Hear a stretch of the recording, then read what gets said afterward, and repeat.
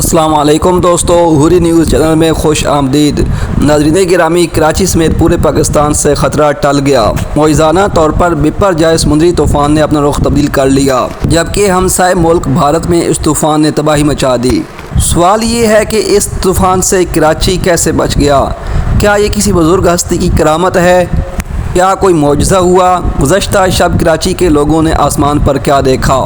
آج کی اس ویڈیو میں ہم آپ کو بتائیں گے کہ کراچی اس خوفناک طوفان سے کیسے بچا، لہٰذا ویڈیو کو آخر تک ضرور دیکھیے گا۔ ویڈیو کو لائک اور چینل کو سبسکرائب کرنا ہرگز نہ بھولیں۔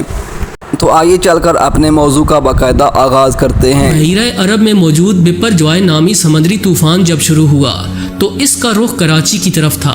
اسی وجہ سے سوشل میڈیا پر یہ بحث چھڑ گئی کہ کیا یہ طوفان کراچی کے ساحل سے ٹکرائے گا یا نہیں۔ اگر ہم اس بحث کے پس منظر کو جاننے کی کوشش کریں تو یہ بات واضح ہو جاتی ہے کہ سن 1999 کے بعد جتنے بھی سمندری طوفان آئے وہ کراچی پہنچنے سے قبل ہی اپنا رخ تبدیل کرنے پر مجبور ہو گئے، یا کسی طوفان کی شدت ٹکرانے سے پہلے ہی اتنی کم ہو گئی کہ شہر کراچی محفوظ رہا۔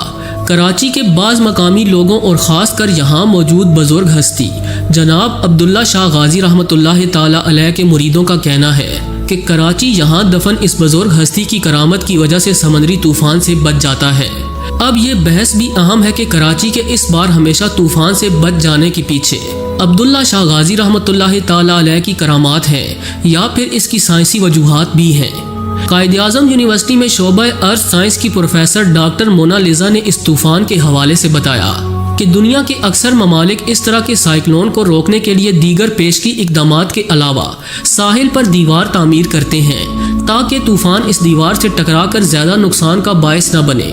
ان کے مطابق کراچی 3 پلیٹس یعنی انڈین، یوریشیا اور عربین باؤنڈری پر واقع ہے، جو سمندری طوفان کے لیے قدرتی رکاوٹ ثابت ہوتی ہے۔ ان پلیٹس کی وجہ سے سمندری طوفان کو گھومنے کا موقع نہیں ملتا اور پھر یہ رخ موڑ لیتا ہے۔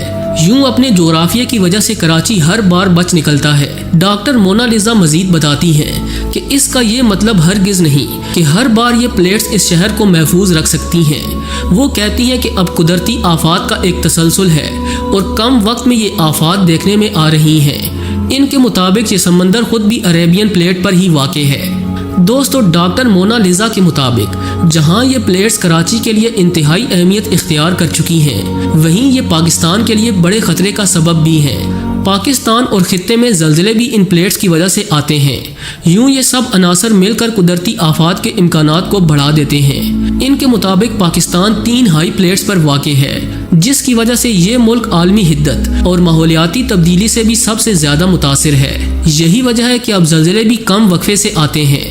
رقبے کے لحاظ سے پاکستان ان پلیٹس کی بہت چھوٹی سی جگہ پر واقع ہے، مگر اس کے اثرات پاکستان پر کہیں زیادہ مرتب ہوتے ہیں۔ ایک طرف پاکستان کو گلیشیئرز کے تیزی سے پگھلاؤ جیسی صورتحال کا سامنا ہے جو سیلاب کا سبب بنتے ہیں، کیونکہ اس وقت دنیا کی دوسری اور تیسری بڑی چوٹیاں پاکستان میں واقع ہیں، اور وہیں یہ صورتحال زلزلوں اور سمندری طوفان کو جنم دے رہی ہے۔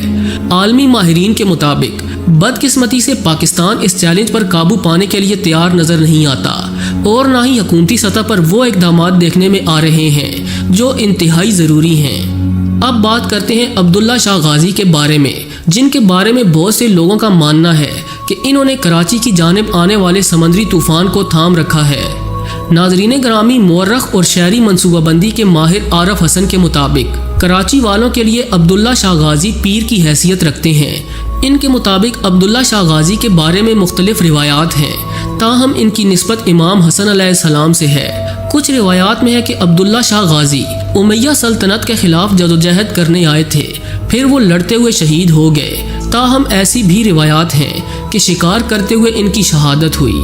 کراچی شہر کے جغرافیے کا جائزہ لیا جائے تو معلوم ہوتا ہے کہ کراچی سمندر سے نیچے واقع ہے، یعنی سمندر کراچی کی سطح زمین سے اونچا ہے۔ باوجود اس کے سمندر کا پانی کراچی شہر کی آبادی میں داخل نہیں ہوتا۔ ساحل پر رہنے والے کراچی کے باسیوں کا ماننا ہے کہ ایسا صرف اس لیے ہوتا ہے کیونکہ ساحل پر عبداللہ شاہ غازی کا مزار ہے۔ جب تک اس بزرگ ہستی کا مزار موجود رہے گا، کراچی شہر بھی سمندری طوفانوں سے محفوظ رہے گا۔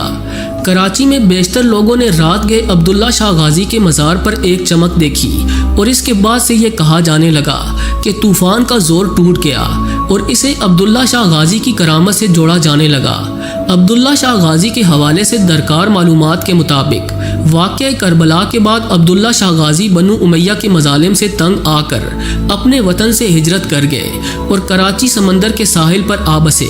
اس وقت یہاں بیابان جنگل ہوا کرتا تھا اور رفتہ رفتہ آبادی ہونے لگی تو لوگ آپ کی شخصیت سے مستفید ہونے لگے۔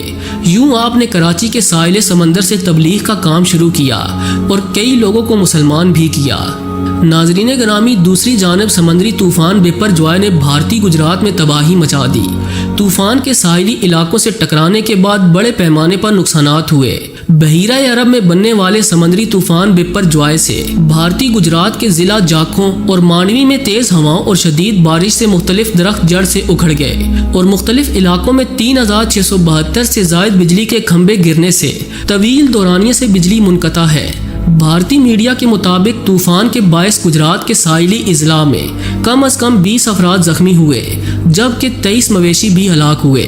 بھارتی میڈیا کا بتانا ہے کہ اس وقت بھی تیز ہواؤں کے ساتھ موسلا دھار بارش کا سلسلہ جاری ہے جبکہ ریلوے نے 70 ٹرینوں کو منسوخ یا ان کا روٹ تبدیل کر دیا ہے۔ سمندری طوفان بپر جوائے کی کیٹیگری شدید سے شدید تر ہو گئی۔ بھارتی گجرات میں ہواؤں کی رفتار 115 کلومیٹر فی گھنٹہ ہے۔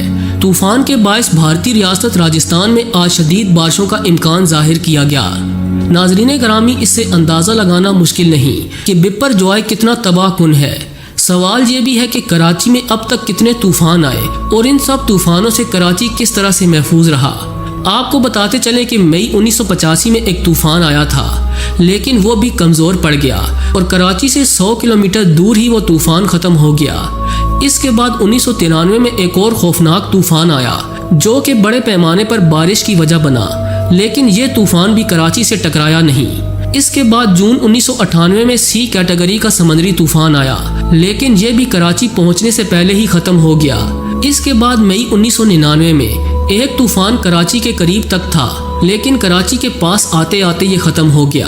مئی 2001 میں کیٹیگری 3 کا ایک سائیکلون بھارتی ریاست گجرات کے ساحل سے ٹکرایا مگر کراچی تک نہ پہنچا۔ اکتوبر 2004 میں بھی ایک طوفان آیا، وہ بھی کراچی آنے سے پہلے ہی ختم ہو گیا۔ اسی طرح 2007، 2009، 2010 اور 2014 میں نیلوفر نامی سائیکلون کا رخ بھی کراچی کی جانب تھا مگر عین موقع پر انہوں نے اپنا رخ موڑ لیا اور کراچی محفوظ رہا۔ جی تو دوستو، یہ تھی آج کی معلومات۔ اس معلومات کے بارے میں آپ کی رائے کیا کہتی ہے؟ کمنٹ میں اپنی رائے سے ضرور آگاہ کیجیے گا۔